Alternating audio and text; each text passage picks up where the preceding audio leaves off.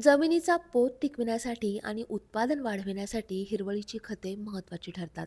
हिरवळीची पिके फुलोरा येण्यापूर्वी जमिनीत गाडल्यास जमिनीला मुख्य अन्नद्रव्य आणि सेंद्रिय घटकांचा पुरवठा होतो. हिरवळीची पिकं जमिनीत अन्न पुरवठ्याबरोबर तिचं भौतिक आणि रासायनिक गुणधर्म सुधारण्यास मदत करतात. हिरवळीची खतं तयार करण्यासाठी प्रामुख्यानं धेंचा, बोरू, शेवरी, बरसीम, सुबाबूळ, गिरीपुष्प, चवळी आणि मुगाची लागवड करतात. हिरवळीच्या खताचे फायदे काय आहेत आणि हिरवळीची खते कशी वापरावीत याविषयीची माहिती या व्हिडिओतून घेऊया. हिरवळीची खते जमिनीत गाडल्यास जमिनीला प्रति हेक्टर सुमारे 50 ते 175 किलो नत्र मिळतं. जमिनीचा सेंद्रिय गर्भ वाढतो. जमिनीची पाणी आणि अन्नद्रव्य धरून ठेवण्याची क्षमताही वाढते. उपयोगी असणाऱ्या सूक्ष्मजीवांचं प्रमाण वाढतं. याशिवाय जमिनीची भौतिक स्थितीही सुधारण्यास मदत होते.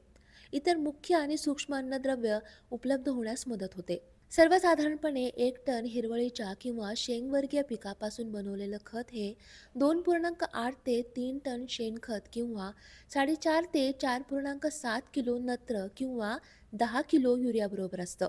म्हणजेच 24 ते 30 किलो नत्राचा पुरवठा करण्यासाठी 6 टन हिरवळीचं खत प्रति हेक्टरी वापरावं लागतं.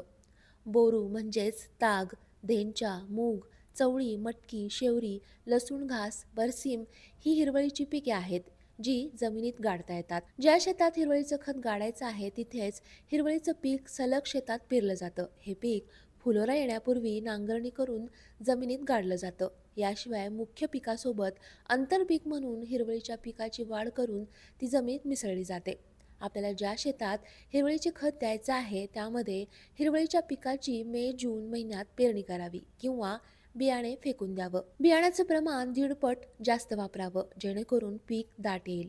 हिरवळीच्या पिकात हेक्टरी 20 ते 25 किलो नत्र स्थिरीकरणाची प्रक्रिया जोमानं होते. अशा प्रकारे लावलेल्या पिकाच्या पानाची वाढ झाल्यानंतर फुलोऱ्यात येण्याआधी म्हणजेच पेरणीपासून 6 ते 8 आठवड्यांनी ते पीक नांगरून जमिनीत गाडावं. त्यानंतर शेताला पाणी द्यावं.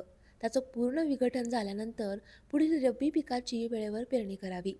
हिरवळीचं पीक आंतरपीक म्हणून देखील घेता येतं. जसं की कापूस, मका आणि फळबागेत ताग, धेंचा, बरसीम, चवळी ही हिरवळीची पिके आंतरपीक म्हणून पेरून 6 ते 8 आठवड्यांनी जमिनीत गाडून टाकावीत.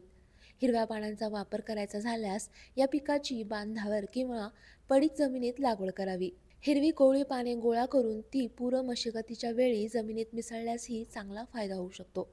अशा प्रकारे हिरवळीच्या पिकांचा वापर केल्यास जमिनीचा पोत टिकून राहण्यास मदत होते.